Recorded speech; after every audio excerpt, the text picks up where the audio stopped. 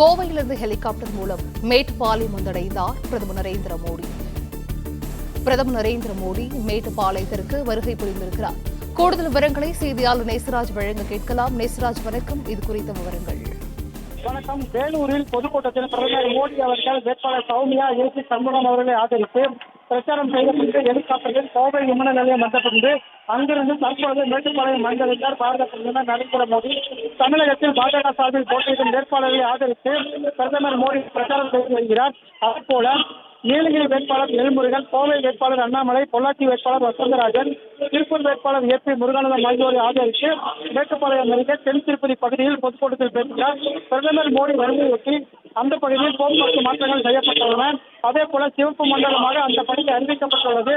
அந்த பகுதியில் ஆளில்லாத விமானம் மற்றும் ட்ரோன்கள் பறக்க தடைகள் விதிக்கப்பட்டுள்ளது. மேலும் பிரதமர் மோடி வருவதையொட்டி மெட்டல் டிடெக்டர் மற்றும் பாதுகாப்பு கருவிகளுடன் சோதனை நடைபெற்று வருகிறது. இதில் 4000க்கும் மேற்பட்ட காவல்துறையினரும் மத்திய எஸ்பிஜி பாதுகாப்பு படையினரும் பாதுகாப்பு பணியில் ஈடுபட்டு வருகின்றனர். மேலும் இந்த பகுதியில் 5 அடுக்கு போலீஸ் பாதுகாப்பு போடப்பட்டுள்ளது. தற்பொழுது இன்னும் சற்று நேரத்தில் மேடைக்கு பாரத பிரதமர் மோடி அவர்கள் வருவது குறிப்பிடத்தக்கது.